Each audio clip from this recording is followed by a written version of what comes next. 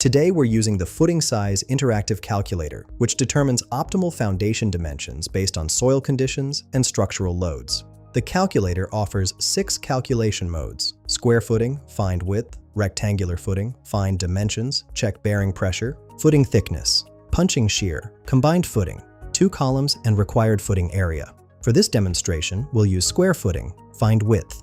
The input fields include column load in kilonewtons, allowable soil bearing capacity in kilopascals, safety factor, footing width in meters, footing length in meters, length to width ratio, column width in millimeters, concrete strength FC in megapascals, column 1 load and column 2 load in kilonewtons, and column spacing in meters.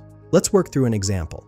With a column load of 500 kilonewtons, allowable soil bearing capacity of 150 kilopascals, and safety factor of 1.5, clicking Calculate gives us these results. Required footing width of 2.30 meters, design load of 750.0 kilonewtons, actual footing area of 5.29 square meters, and actual bearing pressure of 141.8 kilopascals. The status message confirms the design is safe with bearing pressure within allowable limits. This tool streamlines foundation design calculations for structural engineers.